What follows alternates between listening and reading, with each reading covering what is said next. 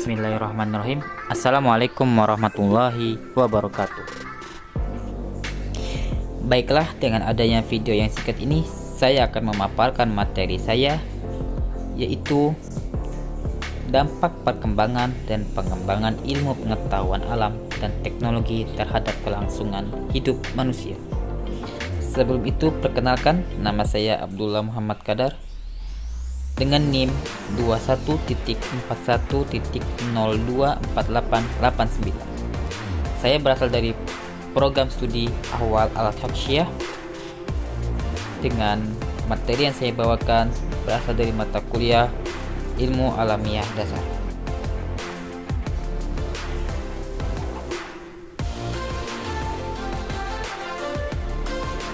A. Pengertian ilmu pengetahuan alam dan teknologi. 1. Ilmu alam, natural science, atau ilmu pengetahuan alam adalah istilah yang digunakan yang merujuk pada rumpun ilmu, di mana objeknya adalah benda-benda alam dengan hukum-hukum yang pasti dan umum, berlaku kapanpun dan dimanapun. 2. Teknologi merupakan perkembangan suatu media atau alat yang dapat digunakan dengan lebih efisien guna memproses serta mengendalikan suatu masalah. B. Hubungan ilmu pengetahuan alam dan teknologi terhadap kehidupan manusia. Hubungan antara manusia dan teknologi sangat erat sekali, karena teknologi telah memberikan sumbangan besar bagi kehidupan manusia, seperti dalam bidang transportasi, komunikasi, dan lain sebagainya. Dari sinilah mengapa banyak orang yang menyatakan bahwa hidup di zaman modern ini sulit dipisahkan dengan yang namanya teknologi.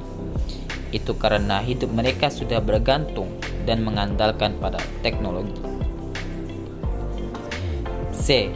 Dampak perkembangan ilmu pengetahuan alam dan teknologi terhadap kehidupan manusia. 1. Dampak ilmu pengetahuan alam dan teknologi sehubungan dengan kebutuhan pokok. Yang pertama ada sandang, yaitu pakaian. Yang kedua ada pangan, yaitu makanan. Dan yang ketiga ada papan, yaitu tempat tinggal. Kemudian yang kedua, dampak ilmu pengetahuan alam dan teknologi terhadap pencapaian kemakmuran dan perluasan kemudahan.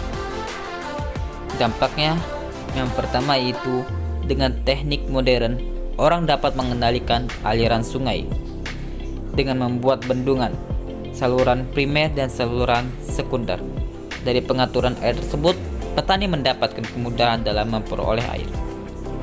Kemudian dengan teknik modern telah dapat dibuat bermacam-macam alat yang dapat meringankan pekerjaan seseorang, sepertinya adanya kalkulator yang mempermudah orang untuk berhitung. Kemudian dengan teknik modern, orang dapat menciptakan alat transportasi dan sarana komunikasi. Alat-alat tersebut mempermudah berbagai bidang kegiatan manusia. Ketiga, dampak ilmu pengetahuan alam dan teknologi terhadap pendayagunaan sumber daya alam. Ada dampak positifnya, yaitu 1. Pemanfaatan pengembangan IPA dan teknologi dapat untuk menaikkan kuantitas suatu produksi, misalnya di bidang industri dalam pengolahan minyak kelapa sawit. 2. Pengembangan IPA dan teknologi dapat menaikkan kualitas atau mutu produksi, misalnya dalam pembuatan kecap. 3. Pengolahan sumber daya manusia yang efektif dan efisien dapat menambah ragam produksi. Dampak negatif.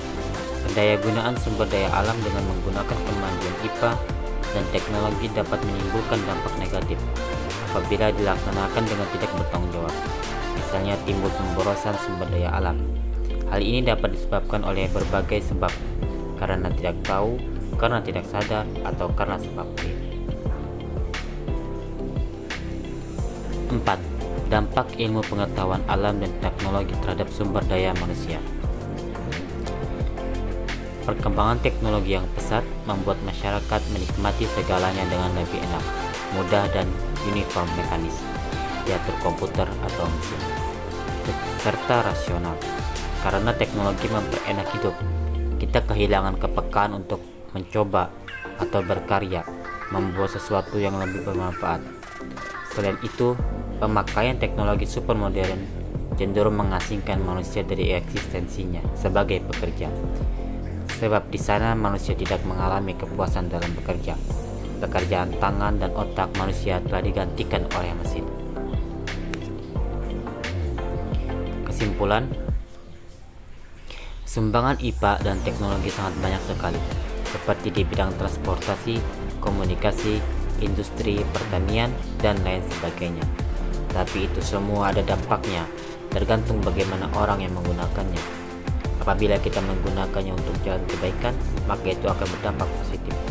Tapi apabila kita menggunakannya untuk kejahatan, itu akan berdampak negatif atau merugikan orang lain. Semoga bermanfaat. Sekian dan terima kasih. Assalamualaikum warahmatullahi wabarakatuh.